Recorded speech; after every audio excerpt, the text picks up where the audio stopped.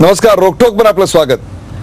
आज रोकठोक मध्ये आम्ही चर्चेला आमंत्रित केलेलं आहे विधान परिषदेतील विरोधी पक्षनेते आणि भारतीय जनता पक्षाचे नेते विनोद तावडे यांना. विनोद तावडे आज या स्टुडिओमध्ये आलेले आहेत आणि त्याचं टायमिंग काय परफेक्ट आहे. काल दिवसभर आम्ही एक बातमी चालवली होती, युती संपुष्टात आल्यात जमा, आणि त्यानंतर प्रचंड धावपळ उडाली. युतीतले अनेक नेते एकमेकांना भेटत होते. जो डेडलॉक होता तो सुटायची चिन्ह दिसत होती. काल रात्री शिवसेनेचे नेते ओम माथुर यांना भेटले. त्यानंतर भाजपने असं स्टेटमेंट दिलं की आम्ही आमचा प्रस्ताव त्यांना दिलाय, त्यावर त्यांनी ball is in their court असं देवेंद्र फडणवीस म्हणाले. तर रात्री शिवसेनेकडून बॉल इज इन बीजेपीज कोर्ट असं विधान आलं. आणि आज सकाळी विनोद तावडे आपल्या बरोबर आहेत. विनोद तावडे, रोकठोक या कार्यक्रमात आपलं स्वागत. नमस्कार. विनोदजी, बॉल नेमका कोणाच्या कोर्टात आहे, तुमच्या का त्यांच्या?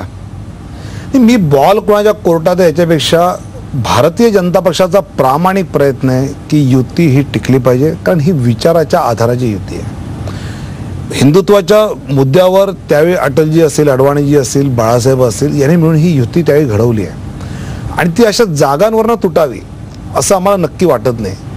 त्यामुळे बॉल हा युतीच्याच कोर्टात आहे. तो कधी सेनेच्या बाजूला असेल, कधी भाजपच्या बाजूला, पण आम्ही मिळून तो ठरवला पाहिजे. आणि आता आज तर फॉर्म भरायची सुरुवात झाली आहे. तर मला असं वाटतं पुढच्या 24 तासामध्ये हा निर्णय आम्हाला घ्यावा लागेल की आपल्याला खरंच या जागा वाटपामध्ये मार्ग काढू शकतो का. आणि कालच्या नंतर रात्री काही डेव्हलपमेंट झालेल्या आहेत, आताही काही गाठीभेटी होणार आहेत. आणि मला आजही अपेक्षा आहे आणि भारतीय जनता पक्षाची प्रामाणिक इच्छा आहे की युती टिकवायची. 24 तासात हा डेडलॉक सुटेल असं आपण जाहीर करताय आता? माझं असं मत आहे की आज ज्या गाठीभेटी सुरू होतील त्यातनं हा डेडलॉक सुटेल 24 तासामध्ये अशी.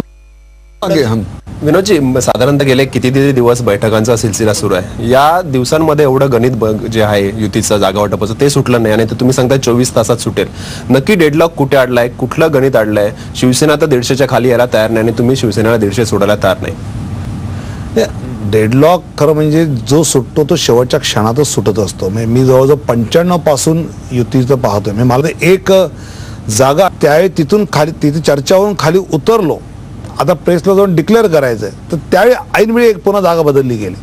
त्यामुळे युतीच्या याच्यामध्ये अशा घटना आम्ही गेल्या 95 पासूनच्या निवडणुकात खूप पाहिलेल्या आहेत. बऱ्याच लोकसभा झाल्या, विधानसभा झाल्या, आणि शेवटच्या क्षणाला ते होतं आणि त्यानंतर सगळं which ends well is always well याने ते होत असतं.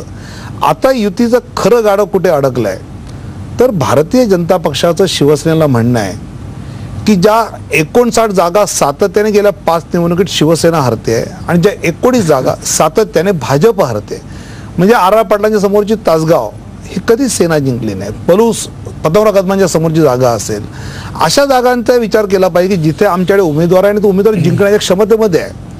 तर अशा प्रकारच्या जागा देण्यात काय अडचण आहे मला हे खरंच कळत नाही. आणि त्यामुळे अडलं आहे.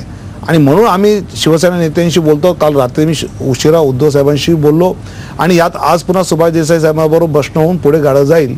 पण अडलंय कुठे तर खरं म्हणजे हरलेल्या जागांवर अडलं. म्हणजे मला खरं आश्चर्य वाटतं की जिंकणाऱ्या जागांवर खरं म्हणजे युती आणि आघाड्या मोडलेल्या आहेत. पण दुर्दैवाने असं होऊ नये, पण हरलेल्या जागा देण्या घेण्यामध्ये अशा पद्धतीचं विघ्न हे येऊ नये असं मला प्रामाणिक वाटतं. पण मिशन 150 जे आहे युवा सेनेचं, ते त्यांना टार्गेट आहे त्यांचं, त्या मिशन 150च्या खाली त्याला तयार नाहीत. मला आता मिशन 150 आकडा कुठून आला माहीत नाही. की भारतीय जनता पक्षाने मिशन 272 केलं होतं निम्म्या जागा, बरोबर. आणि तशा जर असेल तर मिशन 145 हे निम्म्या जागांचं असू शकतं, कारण 288 जी आपली विधानसभा आहे. आणि ते जर निम्म्या जागा म्हणजे क्लिअर मेजॉरिटी आपल्या पक्षाला, हे जे भाजपचं धोरण होतं ते धोरणचं क्लिअर मेजॉरिटी शिवसेनेला, तर 145 आकडा निघतो. आणि तो जर आला तर मला असं वाटतं की सगळीच गणितं सुटतात. कधी नव्हे ते भाजप एवढं आक्रमक झालेलं बघायला मिळतंय. मग लोकसभा असून दे किंवा आत्ताची विधानसभा निवडणूक असून दे, गेल्या अनेक वर्षांचा युतीचा इतिहास बघितला तर भाजप कधी नव्हे ते आक्रमक आहे. मग याच्यामागे काही तुम्ही आधी सर्वे केला होता जो स्वबळावर लढण्याचा होता आणि तो तुमच्या दृष्टीने अनुकूल होता, म्हणूनच भाजप एवढे आक्रमक झाले असं वाटतं की तुमचा सर्वे नक्की काय सांगतो? नाही, सर्वेपेक्षा माझं असं मत आहे की आम्ही आक्रमक नाही आहोत. भारतीय जनता पक्षाला हे म्हणायचं आहे की काँग्रेस राष्ट्रवादीला जागा जास्त जिंकता येऊ नये. आम्हाला केवळ सिंपल मेजॉरिटी नको आहे 150ची. ज्या पद्धतीने महाराष्ट्राची गेल्या 15 वर्षात काँग्रेस राष्ट्रवादीने वाट लावली आहे ती जर पाहिली तर 200च्या वर जागा जनतेने निवडून दिल्या पाहिजे. आणि त्या जर करायच्या तर एक एक जागा ज्या आपण सातत्याने हारतो त्या एक्सचेंज केल्यामुळे जिंकता येतील, हा आमचा आहे. आणि हा कॉन्फिडन्स, त्यामुळे आम्हाला मोदींची लाट आहे, मोदींची ताकद आहे, ती आहे की नाही तर ती असेल, पण त्यापेक्षा या जागांवर आपण भर दिला पाहिजे. मी ते तोच धागा पुढे नेतोय हारलेल्या जागांविषयीचा. आपण म्हटलं की आपली भाजपची मागणी की 59 जागा ज्या शिवसेना सातत्याने हारत आली आहे त्या जागांविषयी नेमकं या जागांचा निकष काय? पक्षीय अभिनिवेश की नेमकं हिंदुत्वाचा धागा आहे म्हणून तुम्ही ते पुढे नेत आहेत? नेमकं निकष काय? पक्षीय अभिनिवेश की निवडून येण्याची क्षमता? म्हणजे याचं सांगड कशी घालणार? निकष एकच आहे की काँग्रेस राष्ट्रवादीच्या पार्ट्यात जास्त जागा जिंकायला मिळता कामा नयेत. ज्या आहेत त्या जागा आपण खेचून नाही पाहिजे युतीने, हाच आमचा निकष आहे. म्हणजे असा निकष नाही आहे ना की फक्त आपल्याच पारड्यात जास्त जागा मिळायला पाहिजेत आणि सहयोगी पक्षाच्या पारड्यात कमी जागा मिळायला पाहिजेत, अजिबात नाही. कारण असं आहे की बघा, मला जागांची संख्या किंवा मुख्यमंत्री पदावरून युतीच्या चर्चा लांबली किंवा युती मोडली हे अजिबात आम्हाला पसंत नाही. कारण शेवटी मुख्यमंत्री ही राज्यातली 11,80,00,000 जनता ठरवत असते. तो कुठला पक्ष कुठला आकडा काही ठरवत नाही. विनोदजी, ज्याच्या जास्त जागा त्याचा मुख्यमंत्री हा फॉर्म्युला ठरलेला युतीमध्ये. आणि मागच्या वेळेला आम्ही बघितलं 2 निवडणुकांमध्ये युतीमध्ये स्पर्धा होती, आपल्या जास्त जागा निवडून याव्या मुख्यमंत्री पदासाठी, त्यामुळे एकमेकांमध्ये पाडापाडीचं राजकारण झालं.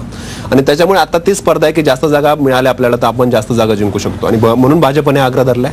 माझं म्हणणं की जागा जास्त त्याचा मुख्यमंत्री हे ठरलेलं नाही, हे याच्या आधी होतं. जागा जास्त त्याचा मुख्यमंत्री किंवा जागा जास्त त्याचा विरोधी पक्ष नेता.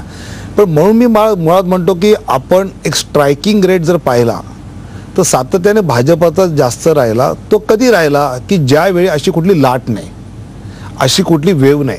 आता एका बाजूने काँग्रेस राष्ट्रवादीची अँटी इन्कम्बन्सीची वेव आहे, दुसऱ्या बाजूने मोदीजींचा प्रभाव आहे. अशावेळी जे युती म्हणून लढतात, महायुती म्हणून लढतात, त्या सगळ्यांचा स्ट्रायकिंग रेट जास्त राहील. आणि म्हणून जर जागा शिवसेना जास्त लढणार असेल तर त्यांचा स्ट्रायकिंग रेट जास्त राहू शकतो. आम्हाला मुख्यमंत्री पदावरनं युती लांबली गेली हे अजिबात करायचं नाही. मला दुसरा एक प्रश्न या ठिकाणी विचारायचा आहे की एक सवाल असा वारंवार तुमच्या सहयोगी पक्षाकडनं उपस्थित केला जातोय, त्यावर अग्रलेख सुद्धा लिहिले गेले, ते म्हणजे लोकसभेतलं यश नेमकं कुणाचं? तुम्ही कधी पडताळून पाहिलं की तुमच्या पक्षाला लोकसभेमध्ये इतकं अफलातून यश पक्षाच्या स्थापनेनंतर पहिल्यांदा मिळालं, ते नेमकं कशामुळे आणि ते तुम्ही तुमच्या सहयोगी पक्षाला पटवून नाही देऊ शकलात? मला असं वाटतं की अतिशय क्लिअर सगळ्या माध्यमं, सगळे राजकीय निरीक्षक, सगळ्या सामान्य खालचा कार्यकर्ताही सांगतो की हे यश जे आहे हे 2 गोष्टींचं आहे. क्रमांक 1 की मोदीजींचा जो प्रभाव होता, लोकांच्या अपेक्षा ते, आणि एक सामाजिक समीकरण जे महायुतीचं म्हणून बनलं महाराष्ट्रात ते. आणि त्यामुळे मला वाटतं की हे वास्तव ऍक्सेप्ट प्रत्येकाने केलंच पाहिजे. नाही, पण हेच वास्तव तुमचा मित्रपक्ष ऍक्सेप्ट करत नाही. मोदी फॅक्टर विजयात प्रमुख ठरला हे सेना मान्य करायला तयार नाहीये. मला असं वाटतं की ते मान्य करत नाही असं नाही, त्यांनी अनेक वेळा या विषयात म्हटलेलंही आहे. मी जितकं प्रखरपणे म्हटलं पाहिजे असं वाटतं मोदी समर्थकांना किंवा विश्लेषण तितकं म्हटलं नाही, पण त्यांनी मोदींच्या या सगळ्या विजयामध्ये वाटा आहे हे मान्य केलंच आहे. नाही, पण प्रमुख वाटा हे मान्य करायला तयार नाहीत. आपण अग्रलेख बघितले सामनाचे, जे सामना शिवसेनेची भूमिका मांडत असतो त्याच सामनाचे अग्रलेख काय वेगळंच सांगतायत. मला असं वाटलं की जितकं करायला पाहिजे तितकं केलं नाही का, तर नाही केलंय हे खरंच आहे. पण तरीही हे पूर्ण यश जे आहे त्यामध्ये मोदींचा वाटाच नाही असं काही त्यांनी म्हटलं नाही. मला एक तिकडे प्रश्न असा आहे की आत्ता नेमकं युतीचं गाडं हे इगोवर अडलंय, संख्या गणितावर अडलेलं आहे का आधी मिशन 150 म्हणलं आणि आधी तुम्ही एक आकडा दिला त्याच्यावर अडलाय का त्यांनी तुमच्याकडे जो 119चा देकार दिला त्याच्यामुळे तुमच्या भावना दुखावल्या गेलेल्या आहेत? नेमकं आत्ता काय आहे? महाराष्ट्राच्या जनतेला आत्ता दुपारी 12 वाजलेले आहेत, तुम्ही काय सांगाल की व्हेअर इज द प्रॉब्लेम? नाही, मला असं वाटतं की बेसिक प्रॉब्लेम हा आहे की मी म्हटलं असं की आम्हाला हारलेल्या जागा एक्सचेंज करण्यात काय अडचण आहे हेच कळत नाही, नंबर 1. आणि नंबर 2, एखाद्या पक्षाने एखादी भूमिका घेतली की मिशन 150 तर त्याच्यावरनं मागे कसं यायचं? तर माझं असं मत आहे की ज्यावेळी युत्या आघाड्या होतात त्यावेळी प्रत्येक वेळी 2 पावलं आपल्याला पुढे मागे यायचं असतं. तसं झालं तर हा विषय लगेच संपू शकतो. 2 पावलं पुढे यायचं, 2 पावलं मागे जायचं, पण सवाल असा आहे की ती 2 पावलं कुणी पुढे जायची आणि 2 पावलं कुणी मागे घ्यायची? मिशन 150 म्हणल्यानंतर आणि त्याहीपेक्षा सुद्धा 119चा देकार आल्यानंतरचा अपमान कसा पचवायचा या सगळ्याचा लेखजोखा आत्ता मांडला गेलेला आहे. विनोद तावडे यांच्याबरोबर रोखठोक प्रश्नांचा हा सिलसिला एका ब्रेक नंतर असाच चालू राहणार आहे. कुठे जाऊ नका, पाहत राहा झी24 तास. आपण पाहताय रोखठोक विनोद तावडे.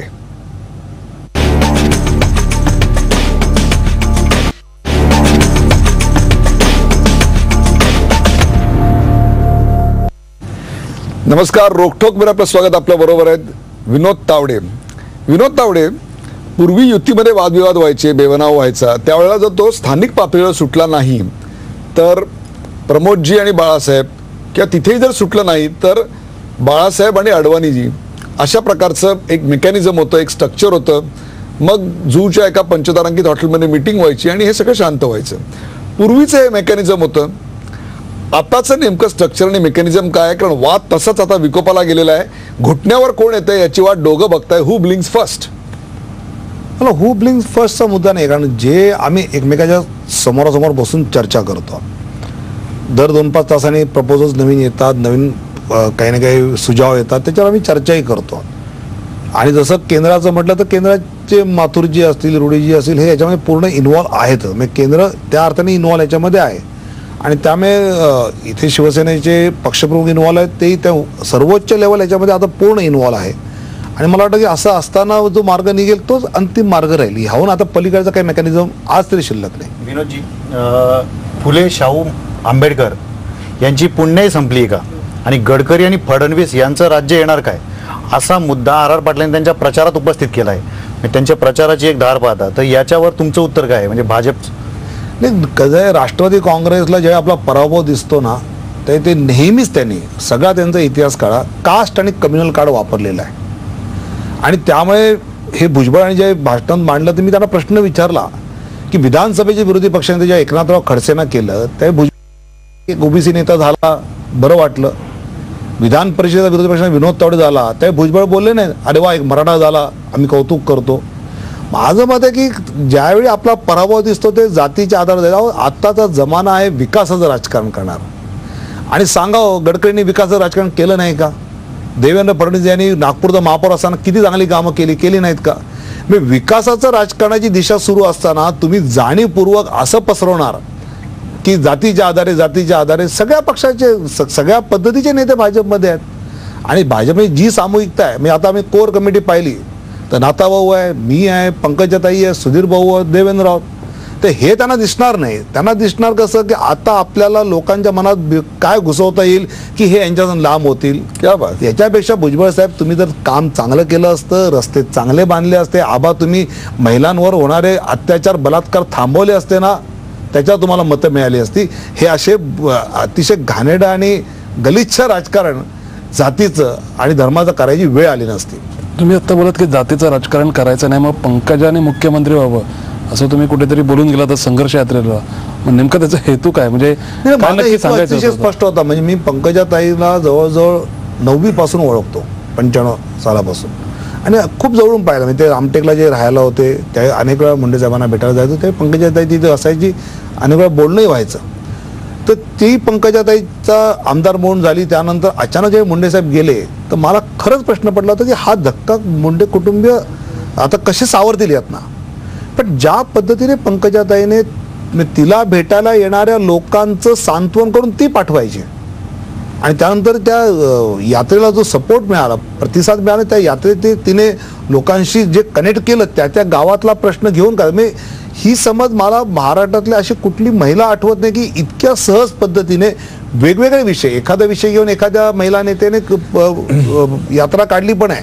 पण त्या गावातले विषय, मग शहरीकरणाचे असतील, ग्रामीण असतील, शेती असतील, हे करत जाताना मी पंकजाताईला पाहिलं तर मला असं वाटलं की हिच्यामध्ये ते मेटल आहे मुख्यमंत्री होण्याचं. आणि जे मी त्या भाषणात बोललो ते भाषणाचं वाक्य आपण पूर्ण दाखवलं की पहिली महिला मुख्यमंत्री होण्याची क्षमता याच्यामध्ये आहे. आता नाताभाऊ खडसे, गिरीश महाजन, देवेंद्र ही जरा पिढी झाली की लगेच ती होईल. म्हणजे या निवडणुकीत करा असं अजिबात बोललो नव्हतो. पण बोललो होतो ते तिच्यामध्ये मुळात माझा हायलाइटचा मुद्दा की क्षमता आहे. बरोबर. मला तिथेच एक प्रश्न विचारत आहे की क्षमता हा एक मुद्दा आहे, परंतु आत्ताच्या काळात ज्या पद्धतीने आणि ज्या वेगानं पंकजा सर्व महाराष्ट्र पिंजून काढते, संघर्ष यात्रा असेल, पक्ष ताकद पुरवतोय, अशी ताकद पक्ष आणखीन कोणाच्या मागे उभं करताना दिसते? हो, आता ही आमची कोर कमिटी आहे.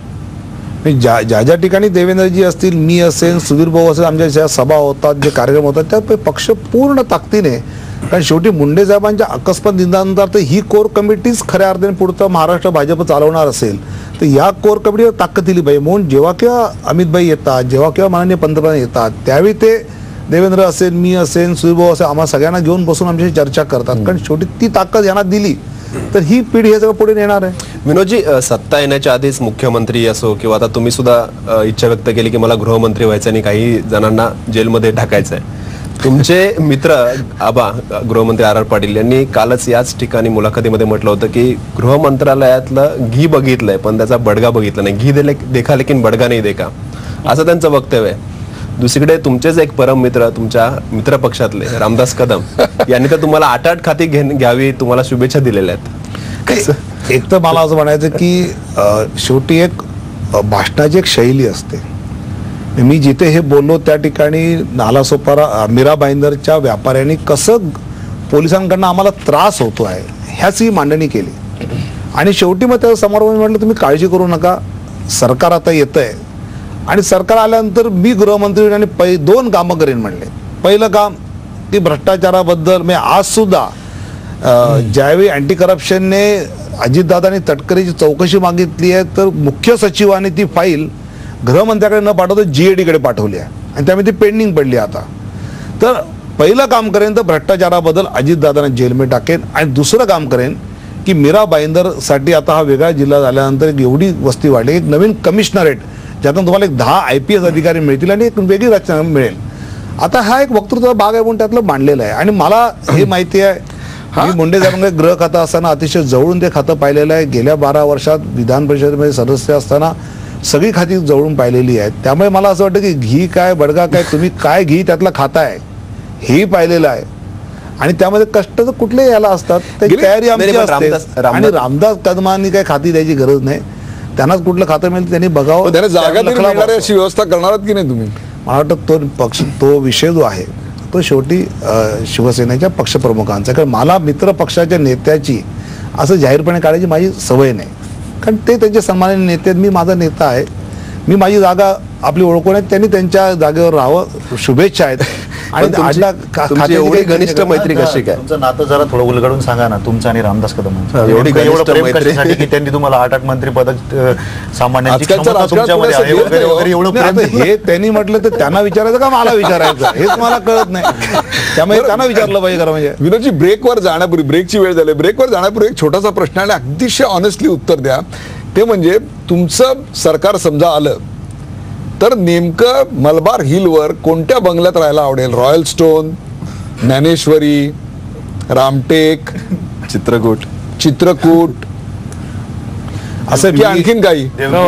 असं मी तर मुंबईतला निवासी आहे, तर मी तर माझ्या पार्लरला घरीच राहीन.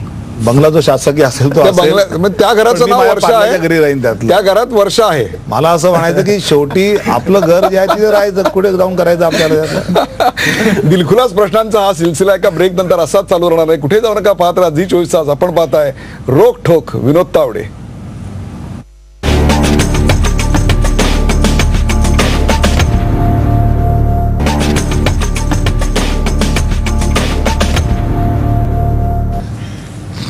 नमस्कार, रोकठोकवर आपलं स्वागत. आपल्या सोबत आहेत विनोद तावडे.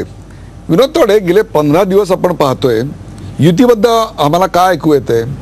युतीमध्ये पहिले मुख्यमंत्र्याचे दावेदार ऐकू आले, नंतर जागा वाटपाची भांडणं आली, नंतर अग्रलेखातनं भाषा आली, त्यानंतर प्रार्थनीय वंदनीय अशा स्वरूपाची आली. हे यांचे नेतेच नाहीत, ते त्यांचे नेतेच नाहीत, अशा स्वरूपाची गोष्टी आली. दिल्लीहून निरीक्षक आले. हे सगळं लोकांच्या समोर जात आहे. हे हेल्दी आहे असं वाटतं? नाही, अतिशय दुर्दैवी आहे. आणि मला असं म्हणायचं की राज्यातल्या जनतेकडनं युती आणि युतीच्या पक्षांच्या नेत्यांकडनं ज्या अपेक्षा त्या वेगळ्या आहेत. आणि हे सगळं करून म्हणजे माझं मी तर अनेक वेळा शिवसेनेच्या नेत्याने म्हटलं, आमच्या पक्षाच्या बैठकीसह मी म्हणतो की असं भांडून 2-5 जागा कमी जास्त दोघांनी मिळवल्या तर ते ह्या भांडणाच्या वातावरणामुळे ह्याहून जास्त जागा आपल्या कमी होतात. त्यामुळे हे जितकं टाळता येईल. म्हणजे कधी कधी मला असं वाटतं की जर आपलं नाही जमत, let us agree that we disagree असं बऱ्या बोलाने सगळं करता येतं. पण इतकं सगळं एकमेकाची उणीधुणी काढत बसणं, महाराष्ट्राच्या राजकारणाची संस्कृती ही अशी नाही आहे आणि अशी नसावी अशी जनतेची अपेक्षा आहे. आणि त्यामुळे हे जितकं टाळता येईल, कटुता टाळून जितकं पुढे होऊन पॉझिटिव्हली काही करता येईल ते करणं खरं गरजेचं नाही. आहे. पण हे भाजपाकडनं पण झालं ना. मला मी अमुक यांनी केलं तमुक यांनी केलं असं अजिबात म्हणत नाही. जे जिथून जिथून ते होते ते होता कामा नये अशी अपेक्षा आहे सामान्य माणसाची. साहेब, अमित शहा आता येऊन गेले, दिवसभर प्रचार केला, 3 सभा घेतल्या त्यांनी मोठ्या मोठ्या. या सभांमध्ये काढून आलं की अमित शहा यांनी पवारांनाच टार्गेट केलं आणि तिकडे पृथ्वीराज चव्हाण मात्र मोदींवर हल्लाबोल करतायत. भाजपचं नेमकं टार्गेट कोण आहे आणि का, काय सांगाल? ते भाजपचं टार्गेट दोन्ही आहे, काँग्रेस पण आहे राष्ट्रवादी पण आहे. कोल्हापूरमध्ये 2 दिवस आधी पवार साहेबांचा तिथे कार्यक्रम झाला होता, त्यात त्यांनी बोललो होतं आणि त्यामुळे पवारांनी केलेलं या राज्यातलं राजकारणाचं व्यापारीकरण याच्यावर हेवीली त्यांनी घेतलं मला वाटतं अमित भाईने, आणि ते करत आहे. नाही, पण प्रामुख्याने तुमच्या सगळ्या नेत्यांची भाषणं बघितली. अजित पवार सिंचन घोटाळा, तटकरे सिंचन घोटाळा, छगन भुजबळ राष्ट्रवादी काँग्रेस, R पाटील, म्हणजे सगळे नेते येत आहेत राष्ट्रवादी काँग्रेसचे. कुठे मुख्यमंत्री तुमच्या टार्गेटवर नाही आहेत, कुठे बाळासाहेब थोरात तुमच्या टार्गेटवर नाहीत, कुठे हर्षवर्धन पाटील नाही. म्हणजे काँग्रेसचा एक नेता तुमच्या टार्गेटवर नाही आहे, तुमचं टार्गेट फक्त राष्ट्रवादी काँग्रेस दिसतंय. अजिबात नाही. उलट मी तर माझ्या प्रत्येक म्हणजे माझं टार्गेट काय विचारलं तर भ्रष्टाचार आणि धोरण लकवा. भ्रष्टाचाराचं प्रतीक अजित पवार आणि धोरण लकवा म्हणजे मुख्यमंत्री पृथ्वीराज चव्हाण. नाही या पवारांनी लाईन दिली. आणि हा पवारांनी लाईन दिलेली तुम्हाला.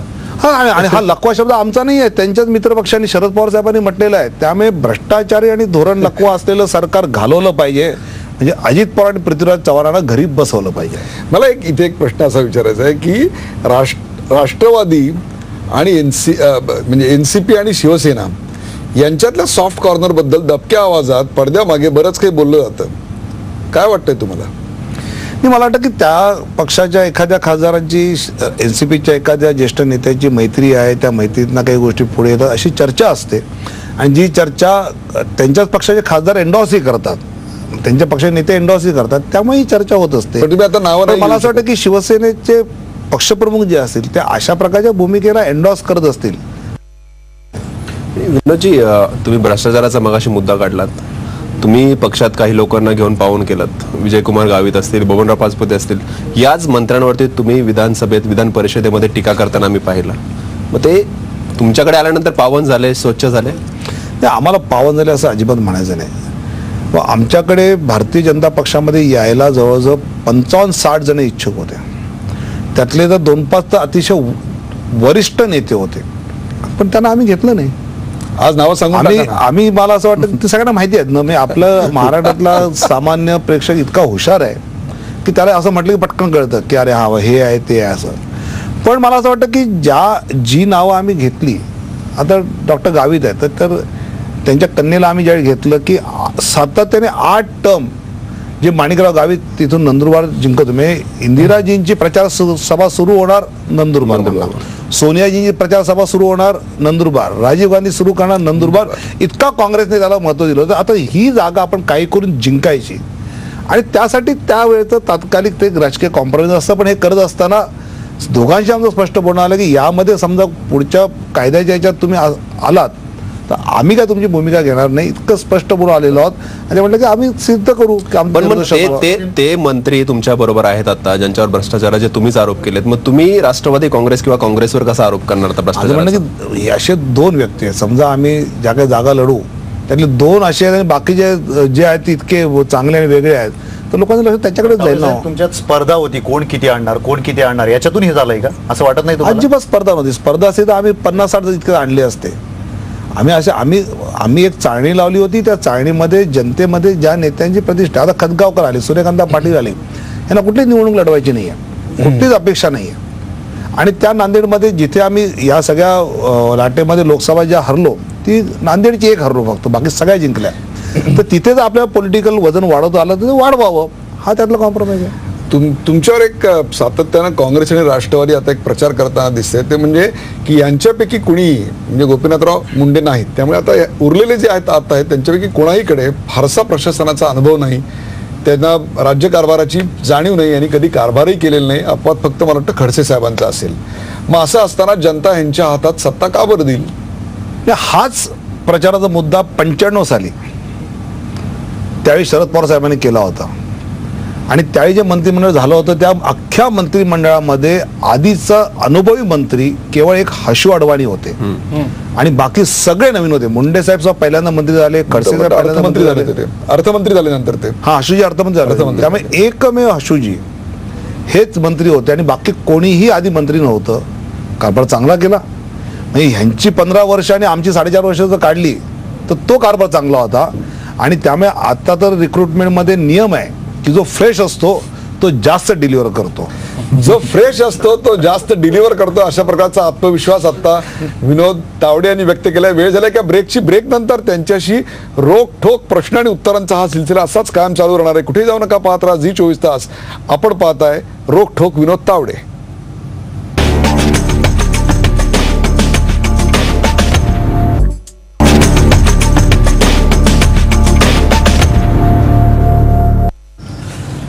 नमस्कार, रोखठोक में आपलं स्वागत. आपल्या सोबत आहेत विनोद तावडे.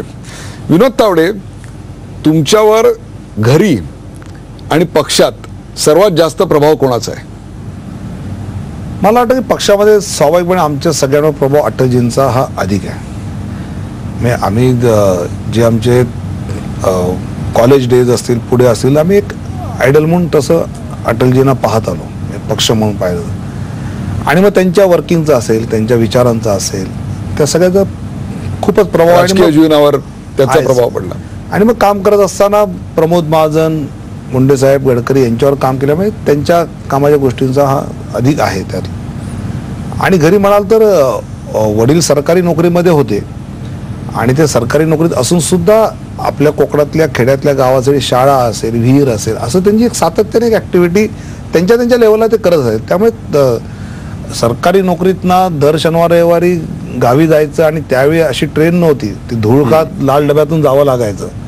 मला वाटतं की ही एक आपल्या मातीतल्या लोकांसाठी जी करण्याची जी त्यांची एक तळमळ असायची, त्याचा एक मला नकळत एक वेगळा प्रभाव आहे. विनोदजी, प्रथमच तुम्ही प्रत्यक्ष निवडणूक रिंगणात उतरताय. बोरिवली ज्या ठिकाणी म्हणजे मी स्वतःही राहतो तो मतदारसंघ तुम्ही निवडला. पण भाजपासाठी सगळ्यात सोपा मतदारसंघ अशी बोरिवलीची ओळख आहे. तुम्ही त्याच्यासाठी हा मतदारसंघ निवडला कारण तुम्ही राहता पार्ल्यात आणि लढताय बोरिवलीतून. मला खरं म्हणजे 2099लाच निवडणुका लढवायच्या असताना मला जी पार्ले मी राहतो ती लढवायची होती. पण स्वाभाविकपणे ती जागा शिवसेनेकडे होती आणि त्यामुळे युतीमध्ये ती कधीच मला सुटली नाही. आणि त्यामुळे पार्ला नसेल तर कुठली आहे. आणि मग त्यावेळी ज्यावेळी चर्चा गडकरी साहेब आणि मुंडे साहेब बसून आम्ही सगळी करत असताना एक पर्याय मुलुंडचा होता की जे तारासिंग अतिशय चांगलं काम करतात आमचे. आणि मग त्यानंतर लोकसभेला ज्यावेळी रामभाऊ नाईकांनी इलेक्शन लढणार नाही म्हटलं आणि गोपाळ शेट्टी लढले लोकसभेला, तर त्या ठिकाणी मग गोपाळ शेट्टींची जागा रिकामी झाली आहे. तर पुन्हा असणारा सिटिंग खासदाराला बाजूला करून जाण्यापेक्षा म्हणजे रिकामी आपोआप ती घ्यावी. मला प्रामाणिक म्हटलं तर पार्ल्यामध्ये काँग्रेसच्या कृष्णा हेगडेला पाडून जिंकून विधानसभेत जाणार नाही. पण मग विरोधी पक्ष नेते पदासाठी शिवसेना एक जागा सोडायला तयार नाही झाली. मग पुन्हा तो वादाचा विषय बनणार. विरोधी पक्ष नेत्याची जागा अजून अनिश्चित आहे असं मला काही करायचं नाही. जे मागच्या रामदास कदमांचं झालं डोक्यावर असं मला करायचं. तुमच्या डोक्यावर हे शिवसेनेच्या वादाचं भूत इतकं बसलेलं आहे की ते काही उतरत नाहीये की कुठल्या गोष्टीत शिवसेनेचा वाद आता नको अशी परिस्थिती आली आहे का? हे मला वाटतं असं नाही, हे जनतेलाही वाटतंय की भाजप सेनेने इतकं भांडण करत बसू नये. त्यामुळे जितके मार्ग सोपे करता येतील तेवढं मी केलं. आता माझा एक पुन्हा विषय नको, मला व्यक्तिगत करण्यासाठी काय झालंय नाही तर मी पुढच्या 5 वर्ष आमदार आहेत ना विधान परिषदेवर, मला अडचण काहीच नाही आहे. पण मला वाद का नको, तर युती व्हावी, लोकांसाठी काही करता यावं हे त्यातले. एक हलका फुलका आणि वैयक्तिक प्रश्न आहे. तुम्ही गेल्या काही काळापासून विधान परिषदेवर आहात. आता पहिल्यांदा तुम्ही विधानसभेला सामोरे जातात, तर आता तुम्ही थेट निवडणूक लढवणार आहात, तर यासाठी तुमच्या घरच्या गृहमंत्र्यांची परवानगी आहे का? तुम्ही आणि गृहमंत्रीपद हे समीकरण झाले आता. मला वाटतं की स्वाभाविकपणे राजकारणात आल्यानंतर जनतेतना निवडून गेलं पाहिजे असं त्या व्यक्तीलाही वाटतं, त्या कुटुंबातल्या लोकांना असं वाटतं, कारण ते खरं डायरेक्ट जनतेचं राजकारण असतं. त्यामुळे मला वाटतं घरातल्या सगळ्यांचीच परवानगी आहे. नाही, ते एवढ्या आग्रही आहे, एवढ्या जबाबदाऱ्या सांभाळतात. विधान परिषदेत विरोधी पक्ष नेते आहात, पक्षातील पहिल्या 3-4 नेत्यांमध्ये तुमचं नाव आहे. प्रदेशाध्यक्ष व्हायचं असं कधी वाटलं नाही की ती जबाबदारी कधी घेणार किंवा आता या क्षणाला प्रदेशाध्यक्ष असतो तर आपल्या शिरपेचा मानाचा तुरा खोला गेला असता.